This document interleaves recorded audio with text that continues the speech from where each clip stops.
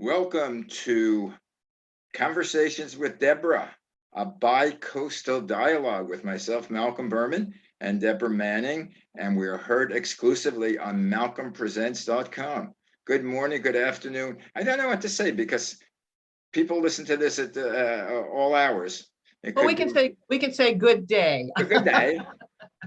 I'm Deborah Manning, and I'm a native Californian, and moved back to South Carolina. My goodness gracious, I've just crested my 6th anniversary here, and it's been quite an education. It's been very, very interesting, but very enjoyable. Very, very enjoyable. This second part of my life, for heaven's sakes. But the colors here are just fabulous. We had a very late fall here, and now all of the colors are starting to come up. We got like an inch and a quarter of rain last night within a half an hour period of time. And I got to tell you, you and I were talking about, do animals know if there's bad weather coming? Yeah, no kidding. Probably more than we know that there's bad weather coming. But everybody got in. Oh, we've got embarrassed to say 6 cats, but Why embarrassed? well, it sounds like maybe I'm a cat person or something. I guess I am. I love animals. And or you run a cat house. yes, I do. I do. And the great thing about it is that every one of them are foundlings. They were all abandoned here. We live about 3 miles north of Greenville downtown here. So we're semi-suburban, but very rural in a sense. But all of these cats were abandoned and they showed up on our doorstep. And now that we own a home, finally, couldn't do it in Southern California, but we had to open up our home, and that's exactly what we did. So Would you take any more if you have more cats come to your doorstep? I probably would. However, the difficulty comes in is that they're a handful. 6 cats are a handful. Each one of them have different personalities and different needs. We have one that's has medical issues, and I have to make sure that he gets his medicine. This is Max, our little boy. Remember Dennis the Menace back in the 50s, where it was the towhead little kid that would always be mischievous and drive. Yeah, I remember Dennis the Menace. Yeah. Yeah. Well, this is Max the Menace. He's a good boy, but he gets into stuff like I've never seen it. You're sure he's not Maxwell Smart? He could be. You remember the show Get Smart? Yes, I love Get Smart. It was so cornball. And the cone of silence. Remember the cone of silence? Yeah. Good stuff. So it's been an interesting week. You and I have been talking about the trial of Kyle Rittenhouse. And being the former news reporter that I am out of Los Angeles, I got a chance to watch the proceedings. Tell me what you think. Like I could stop you. You have to tell me. I'm sorry. Yeah, no, you can't. I think that the prosecution everybody is criticizing the prosecution for being incompetent and blah blah blah and all of this. They're not incompetent. They just don't have a case. That's the difficulty. I do find it interesting that the district attorney did file charges against Rittenhouse within 36 hours of the incident. Of course, the incident took place in Kenosha, Wisconsin, after the shooting of a black man by white police officers, and there was 2 to 3 days worth of riots. And this kid, Kyle Rittenhouse, lives in a neighboring state, although his father lives in Kenosha. Decided to help some of his buds protect a place of business, because unfortunately, the governor of Wisconsin refused National Guards. President Trump had suggested National Guards to come in to be able to back up the police, but the Wisconsin governor said no, and the police were told to stand down. So as a result, we saw once again, almost an entire summer, and Kenosha was included in all of that, of burning buildings and all kinds of crazy things went on. At any rate, the witnesses that the defense put together were very impressive, as was Kyle himself. And everybody's poo-pooing his tears.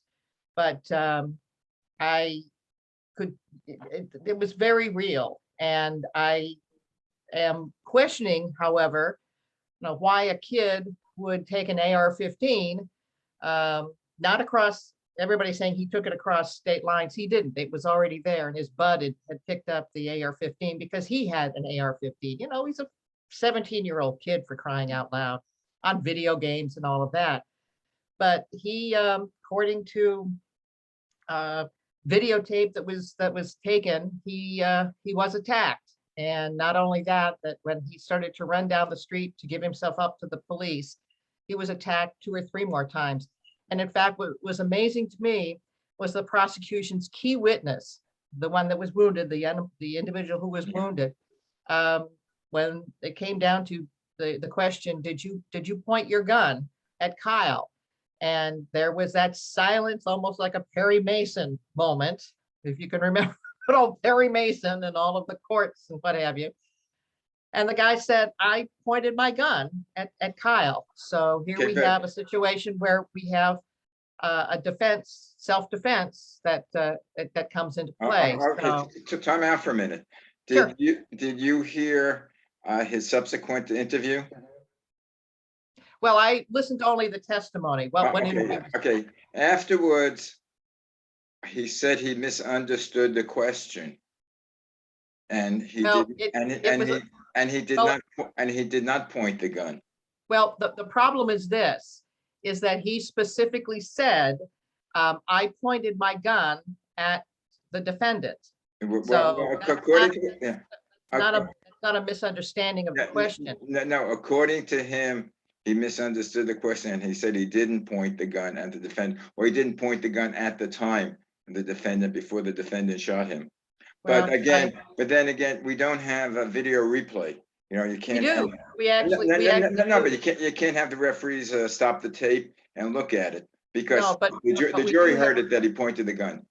Well, he did say, I mean, I listened as though I was a juror, because I have been a juror in many cases.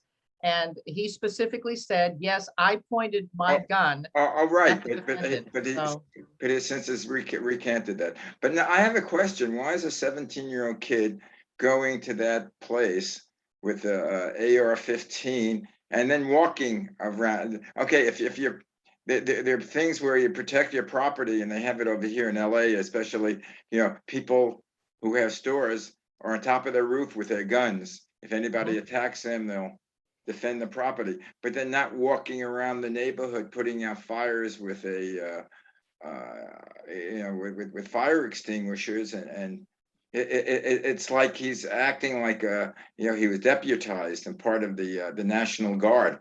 And I do think, and I agree with you on a couple of those issues. The only problem with all of that is that government is designed to be able to protect us, our persons, as well as our property. And this government in Wisconsin decided to stand down and allow the destruction of private property to continue. They were offered help by the federal government, but it was turned down. So it's understandable that a normal everyday citizen, howbeit that he's 17 years old, would go ahead and try and protect property, his friend's property. Yeah, but so why was understandable. But why was he off the property? Why was he, policing the area? It's I do think that he brought medic supplies. He also had a fire extinguisher, because the individual whom he shot and killed, the first individual, apparently had put a fire into a dumpster and had pushed it into a police car filled with police officers. And then at that point, that individual came back and started to chase the defendant, and put the defendant into a difficult situation where he was surrounded by not only that individual, but 3 other individuals. And we have a situation where the law is that in terms of self-defense, he was defending himself. Right, but why was he? why was he there in the first place with surrounded by four people who were maybe even if they were rioting, he put himself in the danger. Well, that's not the issue. The issue is whether or not he pulled the trigger because he was in fear of his life. And if I were a juror, I would be saying, yes, he pulled the trigger because he was in fear of his life. And in all three instances, he was in fear of his life, especially the last instance where he was a gun was pointed to his head. To his, now it's to his head. It wasn't pointed to him, it was pointed to his head. Now, No, it was the pointed to his question I head. have, if I see a riot in the street and I come out with my gun and I get into the middle of the riot, am I in fear for my life? You damn straight I am, but why the hell did I get into the riot? Well, that's neither here nor there. You probably got involved in the riot because there was, unfortunately, no police presence. There was government failed its primary goal, which is to protect persons and property. No, wait. Well, you said there was police. There was police in the police car. No. There were police, and they ended up retreating, and then they had a police line that was fairly far down on Sheridan Road. Yeah, but you said he threw the trash bin into the police car that was full of police. It had police officers in it, yes. Right. So now the police didn't do anything. Well, they were told to stand down. Malcolm. Okay, That's the whole problem. So then it was up to the defendant to go and police it and then protect their lives and put out the fire? No. He went out apparently then with a fire extinguisher to stop the fire. Apparently the police car then retreated. And then at that point, that's when the individual who he shot, the first individual, then chased him down and cornered him along with three other individuals. So the question is, was he in fear of his life? He was indeed in fear of his life. Of course, but he created the situation for himself. Well, be that as it may. Maybe it's not first degree murder, but there is he did kill people. But again, the guy who said he pointed the gun said he didn't point the gun, but the jury heard that he pointed the gun. Well, the problem is at this point right now, even the jury is being threatened. There is a number of folks that are saying that with the jurors, if they decide the wrong way, that the jury could be in harm's way. This is not America. This is not America's way. This is not America's way. Well, actually, that is America's way. What? Threatening the jurors if they make the wrong decision? Yeah, I mean excuse me, that has always been the system of the juries down south. But that's beside the point. I don't want to get into that. It's not. It is not. Would you just stop it? You're just kidding me. You have to realize that Malcolm and I have been buds for a long, long period of time. And one of the reasons that we're doing these conversations is that we're looking for common ground. Yeah. And we have to find some common ground. What does concern me at this point right now is that I don't want, and I'm an independent voter. I lean towards the Republican Party, but I'm an independent voder. Excuse me, what Republican Party?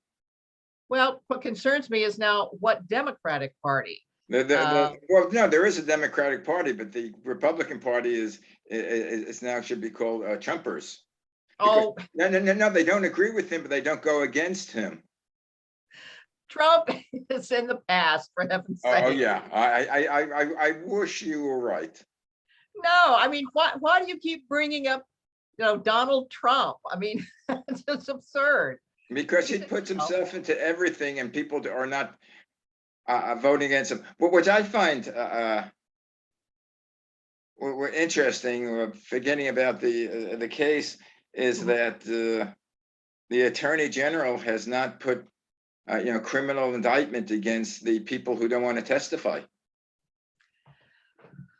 You mean what, in the January 6th situation? Yeah, with they have the Congress has said, there should be criminal charges against them and they should be arrested, but our Attorney General doesn't do anything. And our Attorney General, the Attorney General is very busy rounding up all of the parents that are opposing the school boards because are they are the domestic terrorists. I mean, I listened to this, and let's move on to the Attorney General Merrick Garland. I mean, there now is an email that came out that indicates the fact that the National School Board Association was in cahoots, and I use that word very descriptively, with the White House to be able to put together this letter that then went directly to the Attorney General's office, that then 5 days later, he comes up with this: we will go ahead and investigate with the FBI and the Department of Justice all of these domestic terrorists. These were parents in Loudoun County in Virginia. And I mean, once again, it just is unbelievable to me Yeah, how but you can politicize the Department of Justice and to we're- politicize the FBI. It's we're crazy. right, but it's that is taken out of context. What the FBI, what the Department of Justice was saying, some of the mail that the people that the educators were getting: we're going to kill your family. We know where you live. We're going to shoot your sons. We're going to pop out their eyes. I mean, I don't know if you've heard some of those letters. These. I've got to tell you, the same lack of civility was launched against Trump voters as well. Once again, these are verbal things. Nothing has happened. And you cannot at this point right now, until there is some action. There was no crime in saying, I'm going to punch you out. There is a crime once you touch that individual. Yeah, but no one was arrested. They were just saying they are terrorists. If they would be prosecuted, if they did something. Well, I think it's a huge overreach at this point. But anyway, did you hear what happened in New York City? Yeah, doggone it. BLM coming out and saying that now tell everybody what happened. Go ahead. I don't agree with that because the new mayor, the mayor-elect was Adams. Yeah. Who's actually, I think he's an African American, or black as I call it. And he was former police chief. Yep. And he says he's going to reinstitute I forget what they're called, the police group that was disbanded. Yeah, it was the criminal. It was a criminal undercover group. And the head of the Black Lives Matter say, well, in that case, there's going to be blood on the streets. Yeah. And I disagree with that also. Thank you. I do too. I mean, that completely negates the whole idea behind BLM. But unfortunately, BLM is starting to really show its true colors, so to speak. It appears as though it wants to have crime. It wants to have anarchy. It's just that's. You see that is we're looking at the same thing and viewing it different. They're not looking. They don't want crime. They don't want anarchy. They don't want police harassing black teenagers and stopping them where they could search them, stop and search to say, you're a gang member. Okay, get up against the wall. Because they were doing a disproportionate amount going to black teenagers. Now there has to be a medium between these two people. These two people were not even the police chief, but the way this squad was an abuse of their power. And then what you do is when you find there is an abuse of power, you take care of it. You don't completely disband it. Good old de Blasio did. I agree with you, unless it's so embedded. Like they have this group of cops that supposedly, I think it was in New York, LA, where they have the tattoo and they're a member of a certain club. And it reminds me of a Clint Eastwood movie or something, or there's an underground thing. We'll take care of it. We don't need it. We're above the law. Mm-hmm. Well, you know what? There's enough like that. Of course. And then you get rid of those people. I don't want to have police officers that are doing that type of actions, but I don't want to ignore when you have commonplace, ordinary citizens. Sorry, this is Max here. Being beaten in the streets of New York City. Listen, my husband and I were planning on going to New York City this last summer. In fact, we were planning next summer. There's no way I'm going to New York City. None whatsoever. Yeah, but if you plan like that, you can't leave the house.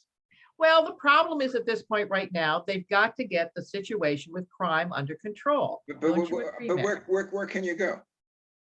Where can you Where go? do you feel safe? You have, Greenville? you know what? I was in New York several years ago and I felt perfectly safe. I was very happy to be able to go. It was exciting. I love New York as I love London. I love Paris. I mean, these places, we need to have civilized laws that prevent criminals from taking advantage of ordinary people. I mean, that's part of the reason that you have a government, for crying out loud, rather than I agree, not. in what city in this country, what city in the world can you go there and not be afraid of, walking in certain Greenville, areas? Greenville, South Greenville. Carolina. And what do you do in Greenville? Oh my God, are you joking? Greenville listen, this is the new South. You and I have talked about this Yeah. before, No, but no, I no, got to no, tell but you, ridiculous. What is entertainment? Do they have Broadway plays or Broadway type right? plays? But what I'm Do, saying do is they that, have for example, international museums? yeah, they do. They do. The Smithsonian, they have an offshoot of the Smithsonian Institute. They have a variety of things. But all that being said, why is Greenville safe? At this point right now, Greenville is safe because they have a police department, county sheriffs that are fully integrated with the community. For example, and I've mentioned this in the past, is that the county sheriffs they are on duty at the elementary schools. You have a police officer there at every one of the elementary schools here in the county. So once again, we have cops that are walking the beat. We had BLM protests that were here during the summertime, and it almost got, because we had outside people coming in from BLM, they all almost started to do the usual rioting with the smashing of windows and what have you. Well, the police officers, the head of the county sheriffs, and the police all basically said, don't be doing this. They knew these people. They had a personal relationship with these people. They said, don't do this.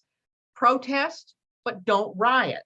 And it was completely calmed down. Now, that's how I want my police to be.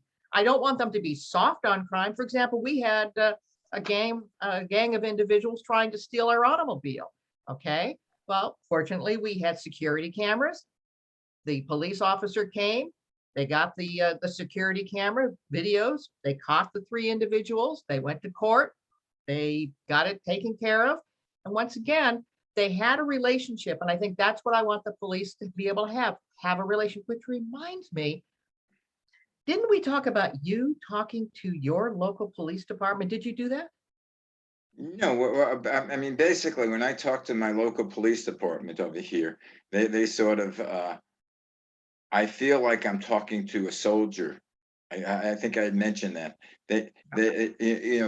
Basically, they look at me like, excuse me, what the hell is it your business? Because I'll go over there, something's happening. I say, what's happening? Oh, we can't talk about that. Why not? I'm a citizen here. No, this is a police matter. Go back inside. Well, I might suggest maybe, taking a little extra time. I know that when we go downtown, that we make sure, because there are police officers that are walking the beat, that we make sure that we go up to them. Thank you for being here, blah, blah, blah. The police these days have been completely demonized. And unfortunately, in the big city, who pays the price? Do you realize in the New York City that of all the homicides that have taken place this last year, that I believe they're saying that over 50% are Black Yeah. individuals. Well, that's because of the crime that's going on. That's not a police situation where the police are shooting Blacks. These are unfortunate. No, but there are situations where police shoot Blacks, but no, there should be more policing in Black areas, definitely. Absolutely, but you can't do that But, when they've been but, demonized. but, And when they've been not, yeah, demonized, well, they've been harassing.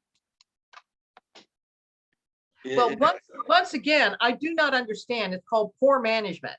It cannot be a surprise that that certain individuals on the police force have been harassing people of the community. I mean, talk about poor management. Now, that's why I am very happy to be able to see an ex-police chief being now the new mayor of New York City. And maybe they can get rid of the cash bail situation, because this situation with people committing a Well, crime and then being let out automatically.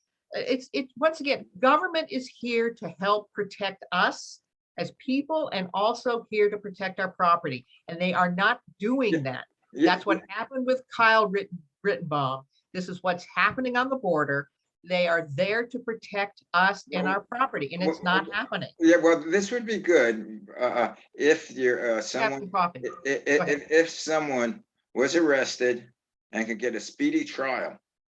The problem is, when you get the poor folks who are arrested, they could stay months in jail before their trial comes before the case comes before a judge. And they're Well, that's, spending like 3, 4, 5, more than that. There's some people, you hear spend, half a year to a year in jail waiting for their are trial. you talking about the people arrested for the January situation at the Capitol? Well, You that realize that also. you realize that some of those people have been in solitary confinement? I don't agree with that either.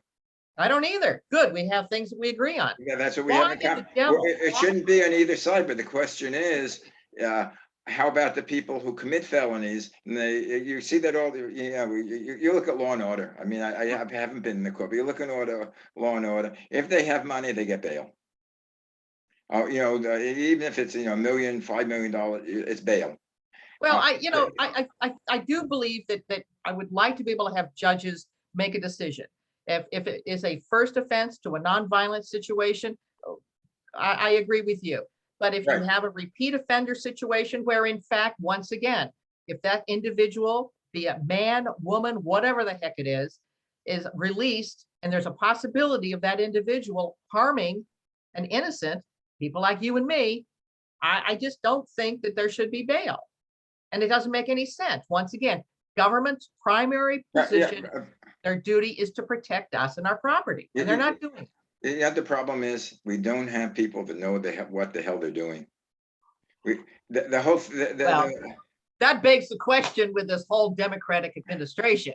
well, You realize the Democratic Joe Biden called Satchel Paige, the most famous, unbelievably fantastic pitcher, called him a Negro? A what? Oh, what? It was yesterday during Veterans Day. Called him I a know that. Negro. But anyway, it's still called the Negro Leagues. Well, it was a Negro League, but you don't call that individual a Negro. It's like calling an Asian an Oriental. You just, I haven't heard that. There is But then again, selective. I'm not necessarily. I think the Biden, not necessarily with his policies, but he doesn't act presidential. I know. I think we talked about that. He'd be a great senator or a mediator, but it's not presidential. It's not where he takes the bull by the horn and says, "This Yeah. is the way it is. This Yeah. is what we're doing." I agree with his policies. I just don't believe like the way he's doing it. Well, I'm very concerned at this point right now with, for example, this Build Back Better bill. Yeah. We're already seeing unbelievable inflation. And once again, Economics 101 says if you have more money, which the feds have been doing to get us through this COVID pandemic, if you have more money than you have supplies, inflation is going to go up through the roof. And that's exactly what's happened. And what's going to happen with this new bill, even though it's supposedly $1.7 trillion, which incidentally, it's actually closer to, according to the Tax Foundation, closer to $4.7 trillion. But that money is not needed at this point. We need to be deregulated. So, for example, in Los Angeles, and we talked about this last week, is that you need to have deregulations to be able to get independent truck drivers there at the ports of Long Beach and Los Angeles, and allow them to. California just passed a law saying that those people are not allowed at the ports. That's absurd. Now, I don't know what, I'm not sure what that is, but basically it should be federalized. It should be. It should be deregulated, for Well, heaven's sake. they should have I don't know why they don't have the National Guard. Yeah, we see them riding in trucks. Why can't they, Well, help the unload? problem is, once again, you realize that the National Guard cannot be dispatched unless the governor of that particular state requests and says it's okay. So, for example, here in Savannah, not in here in Savannah, but they're in Georgia, but that's a large port that now is starting to take some of the California ships that are coming on through. I suppose they're going back through the Panama Canal, but Savannah is just pumping. And what's interesting is here in Greenville, we have that inland port. It's all coming into the inland port. Unbelievable numbers of trucks that are coming on in. So they're working their buns off. Yeah. I know that we've got a good governor here. Henry McMaster's is working his buns off along with the Lieutenant Governor, Pam Everett. Well, that's the So, one that you had meeting with? Yeah, very interesting. It's interesting because I've been a news reporter, was a news reporter for about 20 years. And I had access to people, Governor Brown and Duke Magian and what have you, but not to the extent of this governor and this lieutenant governor. It's very interesting. South Carolina and Greenville in particular, as I say, is a great model of public and private monies coming together to make a haven for middle-class people like you and me. I've invited you to come visit. You really need to come visit. It's an amazing. What's the population of South Carolina? I don't know. It's far less than that of North Carolina. And But what's the population of Greenville? It's about the same as Santa Barbara. So that's about 55,000 at this point right now. But it's fascinating to have this kind of access to lawmakers. It really is. And she listened, and have a meeting with the governor this next. Go ahead. I know. What is the population of South Carolina?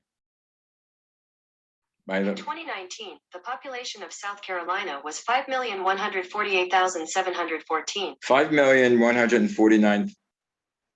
5,149,000. Yep. LA is bigger than the whole state. Mm-hmm. Yep.